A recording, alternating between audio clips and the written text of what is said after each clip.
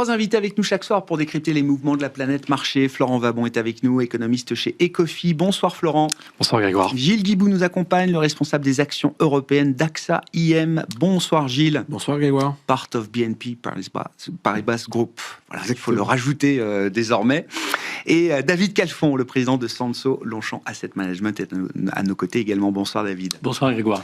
Messieurs, David, commençons peut-être avec vous. Si on se projette sur 2026, tous les investisseurs ont en tête bien sûr l'horizon 2026 désormais. Si on part du principe que le thème de l'IA est un thème qui continuera d'accompagner les marchés, les investisseurs en 2026, la question est de savoir de quelle manière.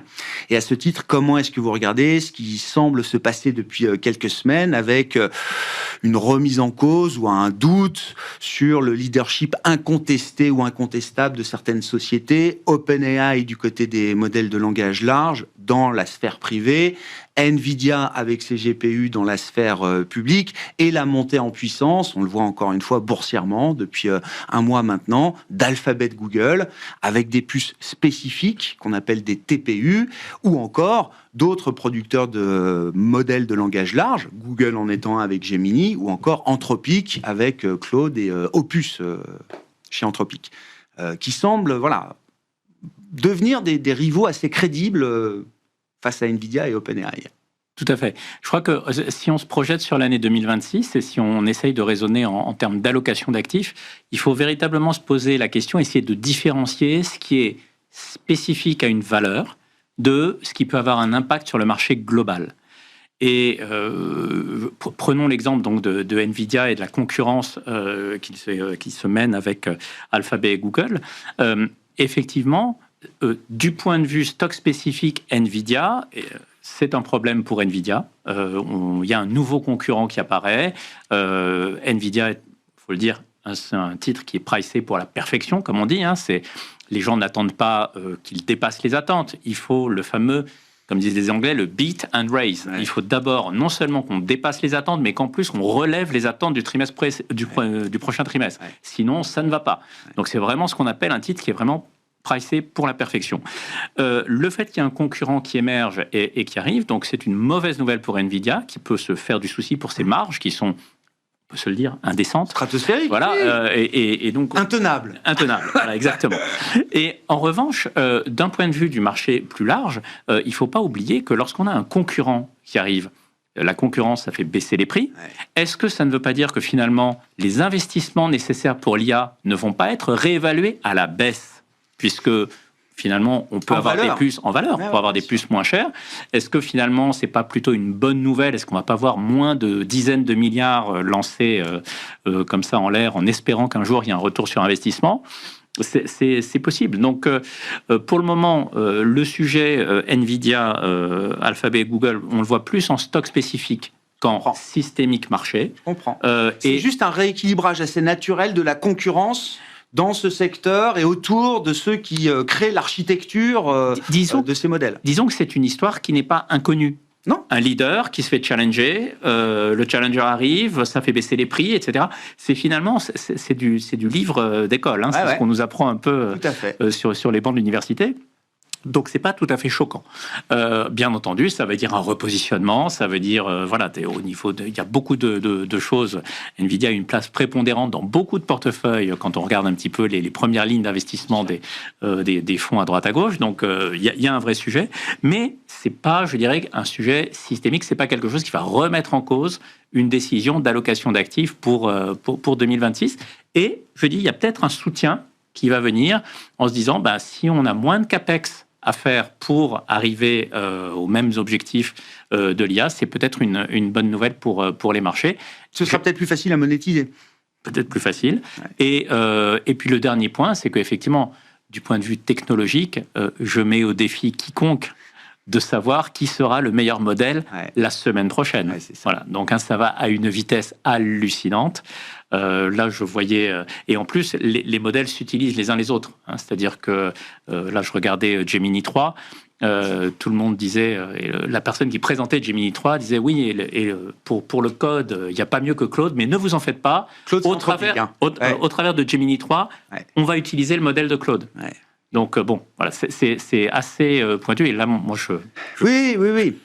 Non, mais il y a des spécialistes et des experts pour ça. Mais on voit bien quand même la sensibilité du marché sur la concentration de valeur qu'il y a eu, encore une fois, autour d'OpenAI, autour de son modèle phare ChatGPT, qui est peut-être la franchise la plus connue au monde dans l'IA, et de manière spectaculaire. En 18-24 mois, on est arrivé à des quantités d'utilisateurs astronomiques. C'est 800-900 millions d'utilisateurs. C'est une montée en puissance qui a été phénoménale. Incroyable. Donc ça, j'imagine, c'est quelque chose de très puissant pour OpenAI. Mais derrière, effectivement, si c'est pas le modèle le plus performant, si ça n'est plus le modèle le plus performant, quid des engagements qui ont été pris par cette société en matière d'investissement? Tout à fait. Et encore une fois, la clé, je pense, pour nous, allocataires d'actifs, c'est de voir à quel point est-ce que c'est du stock spécifique ou est-ce qu'on est sur quelque chose de systémique.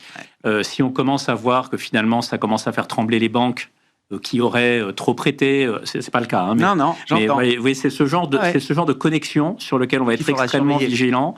Mais pour le moment, j'ai l'impression que ça reste quand même dans la sphère privée. Il y a des fonds de private equity qui ont financé des choses, il y a des fonds de dette privés qui ont financé ça. Est-ce qu'il y a une contagion aux actifs liquides classiques que nous regardons tous les jours? Je ne sais pas, rien ne le dit pour le moment. Non. Bon, on verra comment ces deux mondes, privé et public, communiquent dans des temps un peu plus chahutés, parce que là, on parle de l'IA, mais c'est vrai que les marchés privés, la dette privée au sens large, sont des marchés qui ont connu une croissance fulgurante ces dernières années. Ce sont des marchés privés qui n'avaient pas la taille qu'ils ont aujourd'hui lors des précédentes crises. Donc, il faudra quand même voir quels sont les canaux de contagion possibles d'un monde à l'autre. Ce sera plus compliqué de faire de l'argent sur le thème de l'IA en 2026, Gilles? Pas nécessairement, parce que ce qu'on voit, c'est qu'effectivement, on peut avoir un changement de leadership, mais la mauvaise nouvelle de l'un est une bonne nouvelle pour un autre. Ce qu'on voit, c'est que derrière, ça va quand même... effectivement, on peut avoir un peu une pression sur les prix, mais ça veut dire que les volumes aussi pourraient être plus importants. Sans doute. On a quand même besoin des fournisseurs de palets de pioche qui font les data centers, on a quand même besoin de la capacité de calcul, donc on a quand même besoin d'investissement.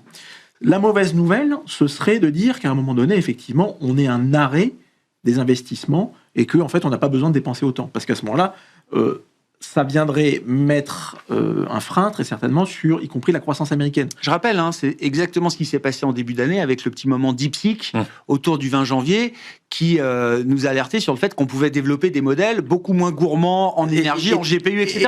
Et ailleurs. Et ailleurs, et en dehors, effectivement, d'une zone qui est une zone très anglo-saxonne aujourd'hui. C'est pour ça qu'il faut pas le sous-estimer, que c'est un risque qui existe, mais pour l'instant, on n'en a pas les signes, qu'une grosse partie des investissements qui sont faits aujourd'hui sont faits sur fonds propres, par justement ces Max 7, et donc ça limite ce risque de contagion ou de crainte qu'on peut avoir notamment sur le marché du crédit. Et du coup, et c'est important de regarder ça, parce que quand on regarde sur la dernière année, on estime, j'ai vu plusieurs études là-dessus avec des chiffres qui ne sont pas forcément très précis, mais en ordre de grandeur, que le segment IA, ça a été plus de 40% de contribution à la croissance américaine. Oui. Quand on pense qu'historiquement, la consommation, c'est 60%. C'est-à-dire que la part de l'IA dans la croissance américaine, elle est essentielle. Et c'est ce qui fait que, quelque part, ça a pu aussi bien aider Donald Trump dans sa capacité à faire tenir l'économie américaine. C'est pas de sa faute, mais il a bénéficié de cette chance-là. OpenAI sauve les miches de Donald Trump. Du coup, effectivement, si on avait des signes que ça s'arrête l'an prochain, on pourrait s'inquiéter. À ce stade, c'est pas ce qu'on a, c'est même plutôt le contraire, puisqu'en fait, on voit que les plans d'investissement se multiplient. Ce qui fait que de manière assez étrange, quand on se prête aux exercices des perspectives pour 2026, auxquels on se livre tous en ce moment, en réalité, aujourd'hui, fin 2025, les perspectives pour les marchés actions en 2026 sont quelque part, de manière assez étrange, meilleures que ce qu'on pouvait avoir en 2025, en termes de perspectives de hausse. Pourquoi ? Parce qu'en réalité, il y a un an, on craignait Trump et la mise en place des tarifs. On les a eus, on a vu les impacts, on a commencé à avoir les impacts. Mais en face il y a une radicalité qui est un peu retombée du point de vue tarifaire. En face de ça, on a eu une accélération des investissements sur la partie AI, et ces investissements, ils ont des répercussions concrètes pour un certain nombre d'entreprises, y compris européennes, qui viennent fournir ces pelles et ces pioches. Dans le même temps, on a eu ce qu'on n'avait pas il y a un an, ce qu'on espérait pour certains, c'est l'annonce d'un plan allemand qui, pour l'instant, n'a pas porté ses fruits, mais dont on espère qu'il va porter ses fruits. Ce qui fait que si on regarde l'année 2026, qu'est-ce qu'on a ? On a une croissance des résultats attendus aux États-Unis de l'ordre de 14%, en Europe entre 10 et 12%. Donc déjà, c'est une reconvergence entre les États-Unis et l'Europe. Ça, c'est intéressant. L'an dernier, on était plutôt à 8 contre 16. Donc on a quand même une convergence. Et deuxièmement, si on accroche une probabilité à ce 10%. L'an dernier, la probabilité n'était pas forcément très élevée parce qu'on avait des craintes compte tenu de l'incertitude économique. Aujourd'hui, on s'aperçoit que les dernières révisions de la plupart des macroéconomistes, elles ont été plutôt vers une révision positive du fait des implications de l'IA, du fait du plan allemand. Des plans budgétaires, oui. Des plans budgétaires. Non, mais le Japon, plein de pays les États-Unis, laissent les vannes très ouvertes aujourd'hui. La Big Beauty Bill qui va venir aider le consommateur américain, les 2 000 €. Et donc, la probabilité qu'on attache à la croissance des résultats, elle est déjà peut-être un peu plus forte que l'an dernier. Donc, quelque part, à ISO multiple, on a déjà eu un potentiel de gain. Mais est-ce que ce que vous décrivez là, c'est parce que le marché a payé depuis des mois maintenant ? Alors, on pourrait dire qu'aux États-Unis, c'est en partie le cas, puisqu'on a retrouvé des niveaux de valorisation qui sont proches des déciles de valorisation les plus élevés qu'on ait pu observer. En Europe, c'est pas le cas. En Europe, ce qu'on voit, c'est que certes, le multiple de valorisation est remonté, mais que quand on regarde, on est toujours proche de la moyenne de long terme, et qu'en revanche, la décote par rapport aux États-Unis est toujours très largement à la décote long terme. Et donc, on peut même, et compte tenu du cycle monétaire, des politiques monétaires, des politiques des banques centrales, on pourrait même peut-être justifier d'une poursuite de l'expansion de multiples. Alors, plus ou moins, c'est peut-être plus facile à justifier en Europe qu'aux États-Unis, mais on pourrait l'avoir. Et donc, faut pas minorer le risque à la hausse. Et donc, si on prend le cas de l'Europe, on a 10% de croissance des IPS, 3,5% de dividendes plus un peu, on peut justifier facilement un scénario entre 13 et, suivant l'expansion de multiples qu'on voudrait voir, entre 13 et 23%. Florent, je reviens quand même sur le thème de l'IA. Est-ce que l'IA apporte effectivement la dynamique de croissance d'une économie comme les États-Unis ? Ça va être un enjeu majeur pour 2026. Est-ce qu'un rééquilibrage des positions concurrentielles, est-ce que c'est de nature si c'est de nature à faire baisser les capex, est-ce que ça va avoir effectivement un impact immédiat sur le régime de croissance américain qu'on anticipe pour l'an prochain ? Alors, qui va remporter la course à l'IA, ça je n'en sais rien non plus. D'autant plus que, pour le coup, je ne suis pas spécialisé en sélection de valeurs, donc je ne me prononcerai pas là-dessus. En revanche, sur l'impact que ça a sur la croissance américaine, effectivement, j'ai à peu près les mêmes chiffres. J'ai de l'ordre d'un tiers de la croissance sur le premier semestre aux États-Unis, ce qui est évidemment important, mais ça masque une chose, ça masque le ralentissement de l'économie américaine et le ralentissement de secteurs plus traditionnels, si je puis dire. Et donc, de ce point de vue-là, en fait, je serais un petit peu moins inquiet. C'est-à-dire que je pense que l'effet de l'IA sur la croissance américaine va plutôt avoir tendance à s'estomper. L'effet de l'IA tel qu'on l'entend, c'est-à-dire construction de centres de données, achat d'équipements informatiques, etc. Pour quelle raison ? Eh bien, c'est parce que je pense que à horizon 6 mois, la croissance américaine est plutôt là en ce moment dans une période de ralentissement, mais qui reflète en réalité des décisions qui ont été prises ou qui ont été annoncées en début d'année. C'est-à-dire que le fait que Donald Trump ait dit qu'il allait mettre des droits de douane, qu'il allait se fâcher avec le reste du monde, qu'il allait faire ci, qu'il allait faire ça, etc., ça a engendré énormément d'incertitudes. Ce choc d'incertitude, il met un petit peu de temps à se transmettre à l'économie. Alors, la recherche académique autour du fait de la mesure de l'incertitude et de son impact sur l'économie, elle est assez nouvelle. Mais néanmoins, quand on regarde les estimations qui peuvent être celles de la transmission dans l'économie, on est aux alentours de 2 à 3 trimestres. Donc on est pile poil là-dedans. Ce qui veut dire qu'en fait, je pense que ce que l'on observe aujourd'hui, à la fois sur le marché de l'emploi et sur la consommation des ménages et sur les investissements, etc., c'est déjà du passé. Mais c'est-à-dire que comme l'incertitude est retombée, eh bien, il va y avoir l'effet inverse. C'est-à-dire que moi, ce que j'anticipe, puisqu'on en est à faire les scénarios 2026, c'est qu'on, paradoxalement, on est une relance une réaccélération de l'économie américaine sur la deuxième partie de l'année 2026. Donc, toute cette économie, toute cette partie de l'économie américaine qui a souffert sur la première partie ou les 3/4 de cette année 2025, vous dites, il y aura un effet de soulagement pour ces parties-là plus traditionnelles de l'économie américaine. Et il n'y a pas que l'incertitude qui va jouer, enfin la baisse de l'incertitude qui va jouer. Il y a aussi les baisses de taux. Puisqu'effectivement, de la même manière, au moment où la Fed et les autres banques centrales dans le monde entier avaient commencé à monter leurs taux, on se posait la question du délai de transmission de la politique monétaire. On a un peu oublié ce débat-là, puisque maintenant on est dans les baisses de taux. Les marchés aiment ça, donc ils ne se posent pas la question. Mais en l'occurrence, il y a quand même un délai de transmission de la politique monétaire à la baisse. Dans un sens comme dans l'autre. C'est évident. Et donc effectivement, même les chiffres de l'emploi que l'on a, qui nous parviennent au compte-gouttes du fait du shutdown, reflète déjà une situation économique américaine qui n'était pas celle où les baisses de taux avaient déjà eu lieu.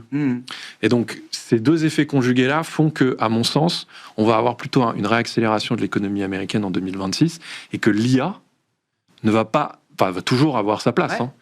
Je ne sais pas. Viendra moins de l'IA que du reste de l'économie. Après, sur l'effet de l'IA à proprement parler sur l'économie et de manière plus générale sur nos vies, en fait, ça dépasse le critère financier, le critère économique. C'est est-ce qu'effectivement, cette technologie-là va nous apporter quelque chose, va apporter quelque chose à l'humanité et est-ce que tout cet argent qui est dépensé dans les centres de données, dans les capex, etc., j'ai plutôt tendance à penser qu'ils vont plutôt accélérer en réalité. Est-ce que ça va nous apporter quelque chose? Pour le moment, on ne peut que regarder des anecdotes. Là, il n'y a pas très longtemps, justement, parce que je suis à la recherche de cas concrets, je vais vous en donner deux. Je suis allé faire mes courses, comme tout le monde, et dans une cabine de photomaton, j'ai vu, en gros, maintenant, vous pouvez intégrer l'IA à vos photos dans cette cabine. Voilà. Alors, est-ce que ça apporte quelque chose à l'humanité? Je ne crois pas. Donc, je vais donner un deuxième exemple, plus concret celui-ci, c'est que dans le domaine médical, en revanche, c'est très utilisé. J'ai discuté avec quelqu'un qui a un dispositif pour le diabète qui est relié à un capteur, lui-même qui est relié à l'intelligence artificielle pour regarder les besoins d'insuline, etc. Donc il y a aussi des domaines dans la chirurgie, etc. Mais bien sûr. Donc, dans le médicament, on vous dit que ça peut réduire de 2 à 3 ans peut-être la mise sur le marché d'un médicament entre les premières études précliniques et la commercialisation, délai de temps qui court parfois entre 10 et 15 ans. Après, c'est combien de temps ça va prendre, c'est déjà pas mal. etc. Sur les marchés, en termes d'allocation d'actifs, on est toujours plus enclin à favoriser l'Europe, le reste du monde hors des États-Unis, pour des questions de valorisation, mais on ne peut pas se dire l'intelligence artificielle c'est une bulle, on n'investit pas dedans. D'ailleurs, on ne sait pas si c'est une bulle. La preuve, on vient d'avoir un débat et on n'en a pas de conclusion véritable. Donc, on ne peut pas non plus se couper des États-Unis. La bulle, c'est avant tout une bulle autour d'OpenAI et de Nvidia. Est-ce que c'est plus large que ça? Effectivement, on verra. Mais je reviens aussi à ma question initiale. Comment on va traiter le thème de l'IA maintenant qu'on a bien joué, la partie la plus facile peut-être avec Nvidia? Est-ce qu'on a déjà envie d'aller chercher des sociétés qui seront des utilisatrices de l'IA en se disant que ça va leverager peut-être leurs ventes, leurs bénéfices, leur innovation propre, etc. Est-ce qu'on est déjà dans cette phase-là, David? Alors, j'ai envie de dire oui, mais on ne le voit pas encore. Non. Alors, il y a des sociétés qui utilisent déjà l'IA, notamment donc dans le commerce en ligne, tout ce qui est algorithme prédictif de vente, puisque le business model sont des business d'optimisation de la chaîne d'approvisionnement qui fait que certains sites que je ne nommerai pas pour pas faire de publicité, mais les meilleurs en la matière sont des sites qui sont chinois et qui s'appellent Chine, par exemple, pour dire des choses. Non, c'est pas ça. Il y en a en Allemagne. Il y en a des très bons en Allemagne, voilà. Okay. Et eux sont carrément dans le business d'envoyer aujourd'hui ce que vous commanderez demain. Donc ils envoient près de chez vous, dans un entrepôt près de chez vous, des choses que vous allez commander demain ou après-demain. Incroyable. Vous ne savez même pas encore que vous allez le commander, mais eux le savent, parce que c'est la loi des grands nombres. Ils ont vu votre activité, ils ont vu vos commandes précédentes, ils ont plein de données, ils ont vu où vous avez cliqué ces derniers temps, et ils savent que la 3e fois que vous avez cliqué là-dessus, la 4e, normalement, vous l'achetez. Voilà, donc on est tous des animaux très très prévisibles. Mais donc on trouve quand même des boîtes spécifiques, en tout cas, pour lesquels il y a déjà du bénéfice supplémentaire lié à l'utilisation. Il y en a. Maintenant, est-ce que c'est suffisant? Est-ce qu'on arrive à isoler et de dire, grâce à l'IA, on a 20% de bénéfices en plus? On n'en est pas là du tout. Et pareil, là, il y a on voit bien sur le marché du travail, il y a effectivement il y a des signes anecdotiques d'importance de l'IA qui, finalement, remplacent des emplois. Voilà, on a tous entendu parler de jeunes étudiants qui ont fait des études de code et qui maintenant ne trouvent pas de job, etc. Donc, mais ça, c'est anecdotique. On n'a pas encore véritablement de société qui est sortie en disant ben voilà, grâce à l'IA, on a économisé tant d'euros et ça nous a fait tant de bénéfices en plus. Il n'y a pas encore ce genre de communication. Il n'y a pas encore ce genre de communication. Ouais. Et je ne sais pas si on les aura d'ailleurs, ces communications-là. Et je pense que quand on pense aux impacts de l'IA, il faut distinguer entre le court terme, où effectivement les premiers adopteurs auront peut-être un bénéfice parce qu'ils seront les premiers adopteurs et donc ils auront un avantage concurrentiel, compétitif avec des coûts plus bas. Mais à un moment donné, le marché est fait de telle manière que si tout le monde adopte des modèles qui permettent d'économiser, en réalité, l'impact secondaire dans un temps un peu plus long, il est sans doute un peu déflationniste. Puisque si vous êtes dans un monde, si on n'est pas dans un monde de monopole, à ce moment-là, normalement, les gains de productivité que vous avez effectués, vous allez en profiter pour essayer d'être plus agressif commercialement et d'augmenter vos ventes. Ouais. Donc en réalité, vous avez 2 temps dans l'IA et la réponse ne va pas être la même si c'est uniquement un travail sur les coûts ou si c'est un travail de meilleur ciblage et d'optimisation de la croissance des ventes parce qu'on a été capable d'anticiper avant les autres. Donc, je pense qu'il y a des lectures avec des temps, des horizons un peu différents à avoir en tête. Non, mais je me souviens d'une Publicis, à la suite de la sortie de ChatGPT en 2022, Publicis a connu une envolée spectaculaire où tout le monde pensait que Publicis était une valeur IA d'une certaine manière, ou en tout cas un groupe qui allait rapidement bénéficier de ces technologies et de ces développements technologiques. Depuis, on a vu que le marché a fait quand même un peu marche arrière par rapport à... Je prends l'exemple de Publicis à chaque fois. Désolé pour Publicis, je ne veux pas nommer spécifiquement à chaque fois, mais le marché a pris... C'était un exemple emblématique. Non, mais le marché a pris une vue sur un certain nombre de valeurs qu'il a estimées, qu'il a labellisées AI Loser, mais sur lesquelles on n'a pas encore la réponse, parce que pour un certain nombre de ces sociétés, ce qu'on voit, c'est des marges toujours très fortes, et qu'en réalité, l'AI peut être aussi une opportunité de business. Et donc, il a aussi mis dans cette boîte toutes les valeurs de software qui ont fortement d'irrité. Et peut-être qu'une des façons de regarder 2026, c'est savoir comment on se prépare à ça.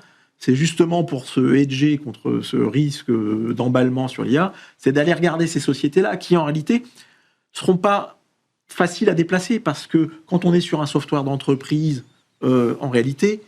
on n'en sort pas comme ça, oui. C'est pas juste un code, et vous allez structurer toute l'entreprise.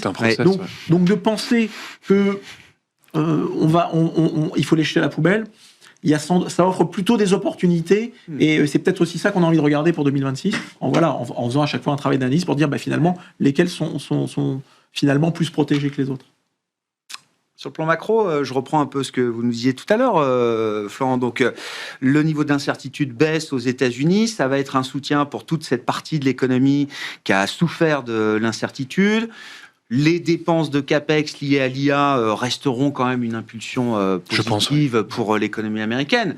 La question étant, est-ce que la Fed a donc déjà suffisamment baissé ses taux ? Bon, vous connaissez ma réponse, mais donc effectivement, le marché attend qu'elle continue. Oui. De faire. Bon, après, on sait que le marché a parfois tort, on va dire. Alors, pour le mois de décembre, effectivement, il y a à la fois des raisons pour baisser, à la fois des raisons pour ne pas baisser. Donc, je vais commencer par les raisons de baisser.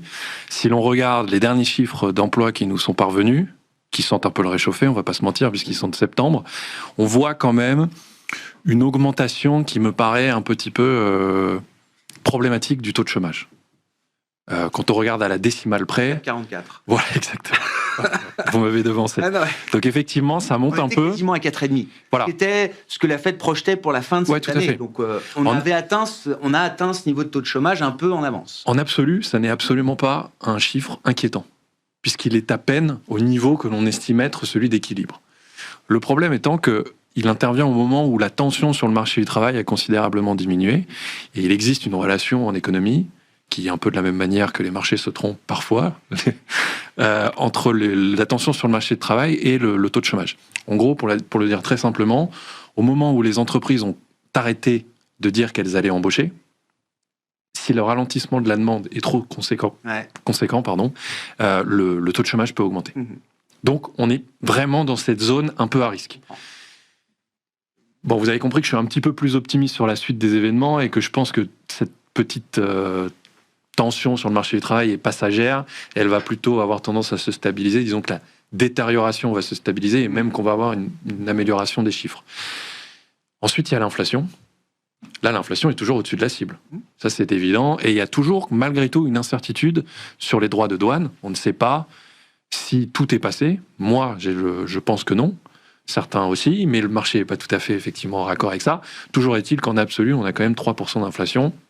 Même quand on enlève tout un tas d'items, on se retrouve avec une inflation, même dans les services hors logement, etc., qui reste assez importante. Donc ça, c'est un critère, là aussi, voilà. Bon.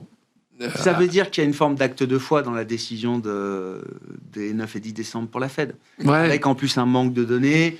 Après, les arguments sont assez équilibrés. On voit qu'on en est à compter les votes au sein du OMC. Non, mais oui, bien sûr. Rare, c'est important. Jérôme Powell, sans doute, qui a un peu levé le stylo parce que voilà, c'est sa fin de présidence et qui veut peut-être pas non plus trop influencer les débats au stade où ils en sont. Lors du dernier meeting, Jérôme Powell a dit que quand on navigue dans le brouillard, on doit mettre un petit peu le pied sur le frein. Donc, sous-entendu, je n'ai pas de données, je peux pas me prononcer. Il y a cette incertitude sur l'inflation, etc. Mais au fond, c'est pas le sujet. Enfin, c'est pas le sujet. Je sais pas si je vais bien m'exprimer, mais disons qu'il baisse en décembre, qu'il baisse au premier trimestre 2026, ça n'est pas le sujet. On retiendra pas ça. Je pense qu'il faut se poser la question de combien de baisses de taux va-t-il y avoir en 2026. Et moi, je me positionne assez clairement là-dessus. Je pense qu'il n'y en aura pas beaucoup. Plutôt moins que trop. Voilà. Alors, si je peux me permettre, parce que il y a quand même un sujet, on dit on n'a pas eu de données. On a quand même eu une confiance des consommateurs de novembre qui était en baisse. On a eu des ventes au détail qui ont déçu et on a eu des prix à la production qui étaient là aussi plutôt plus calmes, plus soft que ce qu'on pensait. Et avant la réunion, il n'y aura pas de publication de chiffre de l'inflation. Tout à fait. Et là où je suis d'accord avec vous, c'est qu'effectivement, le chiffre de l'inflation, c'était un peu, c'est celui un peu qui nous fait peur, parce que bon, on se dit. Mais il y a aussi un chemin où finalement, il y a quand même eu des points de données. On peut construire un argumentaire en disant, il y a des points de données qui montrent que finalement, ça justifie une nouvelle baisse des taux. Et je crois que c'est ce que le marché achète en ce moment, mais. Il y aurait une forme de cohérence aussi dans le sillage du discours de Jackson Hole, de Jérôme Powell, qui est le moment un peu pivot effectivement de la Réserve fédérale américaine, de se dire que une banque centrale comme la Fed, toute data dépendante qu'elle est quand même capable, quand elle enclenche un cycle de baisse de taux, de se projeter à des horizons qui vont au-delà de la semaine ou des 15 jours. Et que quand on appuie sur le bouton en septembre, c'est qu'on est capable de se dire, si l'objectif est d'aller au taux neutre, soyons cohérents et allons au taux neutre. Je suis entièrement d'accord. Le problème, c'est que, alors pour revenir, effectivement, la confiance des consommateurs a vraiment beaucoup baissé, mais pour autant, ils continuent de consommer. C'est un peu le sujet. C'est-à-dire qu'il y a vraiment une dichotomie très forte entre la sensation, enfin le sentiment, et ce qu'on mesure vraiment dans les données dures. Ce que l'on voit, et là, pour le coup, ça rejoint cet argument, c'est que les ménages les moins aisés sont plus précautionneux.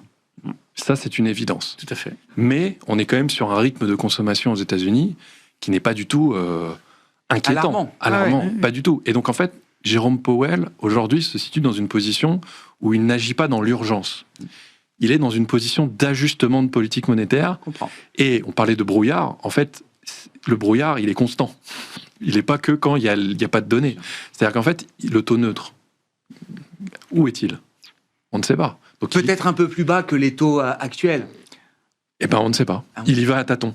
Donc, il baisse un peu. Il regarde comment réagit l'inflation, le chômage, l'emploi. Si ça se dégrade, il continue. S'il ne voit pas de détérioration, il se laisse un peu de marge de manœuvre dans le cas où il y a une vraie récession qui survient et où il devra agir pour baisser le taux directeur en dessous du taux neutre. Voilà, c'est le sujet. On verra. À ce stade, le marché anticipe qu'il y aura une baisse de taux consécutive. Et 3 autres peut-être à suivre en 2026. C'est ça à peu près le pricing de marché. Je crois. Alors ça, une encore cette année et 3 l'an prochain. Si la Fed perd son indépendance éventuellement, mais... On verra, on pourra en discuter. On n'a pas encore le nom du lauréat pour le coup, mais on pourrait l'avoir avant Noël. Bon, c'est toujours important pour les marchés, ces sujets d'équilibre, de banque centrale, de politique monétaire. Gilles, ça serait dur de dire le contraire. On a vu comment, au cours du mois de novembre, le marché a évolué sur l'évolution des anticipations de baisse de taux du début décembre. Donc oui, très clairement, ça a un rôle. Ça a un rôle aussi parce que ce qu'on a vu, c'est que le consommateur américain, c'est quand même le sujet d'inquiétude. On voit que ça tient, mais il y a quand même des signes de dégradation. Pas mal de sociétés européennes on sépare, mais y compris les sociétés américaines. Coca qui souligne qu'ils voient une envolée des petits formats. Donc on a quand même des signes. On voit le taux de défaut sur les cartes de crédit qui commence à monter. Donc il y a quand même des signes. Et donc recaver le consommateur américain par des baisses de taux, ça peut être utile. Et donc ceux qui veulent des grosses baisses de taux, Myron par exemple, qui veut toujours 50 points de base depuis 3 meetings, il met en avant le marché immobilier, les mortgages. Et il faut quand même qu'on resolvabilise une partie des ménages américains. Et du coup, le risque est pas forcément pour les marchés financiers, mais le risque un peu plus structurel qu'il peut y avoir, c'est si effectivement on avait une Fed qui devenait plus affidée à la Maison-Blanche. Oui. Parce qu'effectivement, on pourrait provoquer effectivement des baisses de taux qui seraient sans doute bien prises par les marchés actions, et donc avoir une expansion de multiples bien au-delà de ce qu'on aurait pu imaginer naturellement, qu'on est déjà sur des niveaux de valorisation qui sont proches, qui sont en tout cas dans les déciles les plus élevés. Ah ouais. Mais on pourrait aller bien au-delà, parce qu'en fait, on n'est quand même pas sur les niveaux de 2000, donc on a de la marge. Le Nasdaq, il est monté à 60, on est à 35. Avons-nous envie d'y retourner ? Si c'est l'objectif, pourquoi pas ? Mais ce qui est assez marrant, c'est que l'accélération du marché en 99, en fait, il se fait après des baisses de taux. Ouais. Donc, et comme on n'a pas encore de... La dernière jambe de hausse, elle est aussi dopée par des baisses de taux. Et donc, si on voulait s'amuser à faire des... Alors, les marchés se répètent pas. Mais le risque de marché en fusion, c'est un risque à prendre en considération. Mais la question, c'est ce que ça pourrait avoir comme impact au-delà des marchés financiers sur la courbe des taux, sur la courbe des taux et sur le dollar. C'est ça le sujet. Et c'est ça le sujet qu'on va guetter sur effectivement combien de baisses de taux et comment. Et j'ai plus de combien, c'est comment ou quelle baisse de taux. Ah ouais. Je pense que ça, à un moment, trop de baisse de taux, ça peut recréer des tensions sur les parties longues de courbe. On peut reparler des 5%, sur du 30 ans, sur du 10 ans, etc. Si la Fed est capturée par Donald Trump et politisée dans sa totalité et que les taux baissent, les marchés vont pas forcément aimer. C'est-à-dire que les taux courts peuvent baisser du fait de la baisse des taux directeurs, mais les taux longs vont monter. Donc on a une pontification de la courbe des taux qui, pour le coup, je nuance un peu le point sur les valorisations, se ferait plutôt sur une compression des multiples. Alors ça dépend de la... Et ça dépend des secteurs, ça dépend des secteurs, et puis ça dépend de la séquence de comment ça se fait. Aussi, mais bon, j'y crois pas trop. Mais je pense qu'il y aura beaucoup de dissensions, mais voilà, pardon. Mais par le passé, on a vu quand même que l'administration Trump était quand même assez vigilante. Le 5% sur le 30 ans, ils n'aiment pas du tout. Exactement. Ça fait reculer tout le monde. Voilà, exactement. Et donc, voilà, je crois que encore une fois, on peut je crois que Bessent l'a dit, 4%, c'est le niveau, lui, qu'il veut voir sur le 10 ans. Il veut un 10 ans à 4%. Quoi. Mais ça fait partie des points d'attention qu'on a en disant oui, on peut en avoir. Après, on ne peut pas contrôler toute la courbe. Voilà, on peut en contrôler un segment. Exactement. Mais après, il y a quand même, et c'est là qu'il y a un marché, et voilà, on peut remercier Liz Truss pour avoir donné un petit exemple. Aujourd'hui, c'était un race. Donc elle pourrait venir de là, la surprise. Elle pourrait venir de là, la surprise. La force de rappel une fête politisée, mais qui baisse pas les taux. Ouais. Bon, j'exagère, mais voilà. On verra, parce que de toute façon, le successeur de Powell sera forcément endossé par Trump, sera forcément magnifié par Trump, et sera forcément tamponné comme étant comme l'a été Powell. Un gars de chez Trump. Comme l'a été Powell, nommé par Trump lui-même, effectivement, lors de son premier mandat. Quelques minutes encore pour reprendre peut-être les idées 2026 qui vous animent, David, chez Sanson Longchamp Asset Management. Qu'est-ce que vous avez envie de privilégier en matière d'investissement pour alors 2026, c'est toujours un peu le marketing calendaire, mais pour les prochains mois et trimestres. Nous, en ce moment, on a eu récemment un petit peu de prudence sur la partie high yield, etc., parce qu'on trouve que les spreads de crédit sont vraiment très serrés. Et alors, ça ne veut pas dire qu'ils ne vont pas rester serrés, mais on trouve qu'il y a quand même des segments de marché sur lesquels on n'est plus quand même très bien rémunéré pour le risque. On a plutôt tendance à être en retrait de ce segment-là. On a eu, sur la partie action, on a eu tendance toujours, et on va poursuivre ce chemin de diversification. Il ne faut pas oublier, il y a un an, jour pour jour, c'était les États-Unis, sinon rien. Ouais. Le monde a quand même pas mal évolué. Ouais. Et c'est très bien. Et diversification, ça nous emmène jusqu'où? Ça vous emmène Jusqu'en Asie. Jusqu'en Asie, au Japon. Japon, Asie, c'est des zones qu'on revisite avec plaisir. Il se passe beaucoup de choses là-bas et des choses très intéressantes. Donc, Europe, Asie, Japon, au détriment toujours un petit peu des US qui avaient une place assez prépondérante dans les portefeuilles. Donc, on va continuer ce mouvement-là. Et donc, le solde de tout ça, c'est une augmentation des stratégies de performance absolue en position d'attente. On aurait d'habitude pris des positions d'attente sur les obligations, mais les spreads sont chers. Le monétaire à 2%, c'est un peu bof-bof. Ouais. Donc, finalement, les stratégies de performance absolue, on arrive encore à avoir des choses décorrélées qui seront une poche mobilisable en cas de respiration de marché. Encore une fois, nous, on pense que 2026 sera une année un petit peu à l'image de 2025, c'est-à-dire que globalement, probablement une bonne année, mais avec certainement des respirations, c'est inhérent au marché action, et ça va être un petit peu notre capacité à saisir ces opportunités qui va être importante. Sur l'univers action européenne, moi, sur quelle est l'idée ou les idées 2026 là? C'est continuer, on va dire, à profiter de cette vague d'investissement, donc notamment au sein du secteur IT, et puis c'est quand même là où on a l'innovation et la croissance structurelle. Donc on a des valorisations qui sont un peu plus élevées, mais on est face à des capex importants, des investissements importants. Et pour se prémunir de ça et contre un risque peut-être d'emballement et de retournement qui pourrait être soudain, c'est d'essayer d'aller chercher d'aller se positionner sur des secteurs qui sont valorisés en dessous de leur moyenne de long terme et qui pourraient profiter de cette amélioration qu'on voit poindre, même y compris sur le consommateur. Je pense notamment à la consommation durable, qui traite sous ces valorisations de long terme, et sur lesquelles... Donc plus de qualité quand même. Et on retrouve un peu cette notion de valeur défensive, c'est-à-dire que même si l'économie se retourne, les ventes de yaourt, les ventes de bière, oui, elles peuvent bouger, mais finalement, la variation est relativement limitée.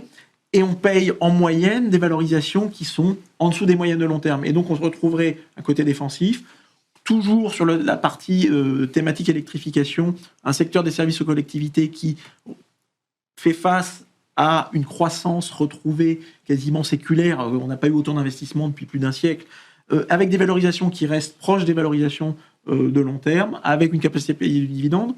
Donc, essayer d'aller diversifier ces valeurs de croissance qui sont parfois un peu chères et évidentes, qui tombent dans ces baskets, et peut-être profiter de la respiration qu'on a actuellement sur les valeurs de défense au gré de la possible trêve, pour regarder, parce qu'on a quand même eu un changement structurel sur le secteur de la défense, avec quand même un besoin de souveraineté, et donc là, peut-être profiter de la respiration qu'on a actuellement pour aller retrouver quelques opportunités d'investissement sur certaines valeurs. Rapidement, c'est quoi un call macro pour 2026? Redressement du cycle en zone euro. Ouais. Voilà. Donc on en reparle. Et positif actif risqué alors. Et positif actif risqué, pardon. Ouais. Super. Merci beaucoup, messieurs. Merci d'avoir été les invités de Planète Marché ce soir. Gilles Guiboud, AXA IM, David Calfon, Centre Solonchon Asset Management et Florent Vabon, Ecofi.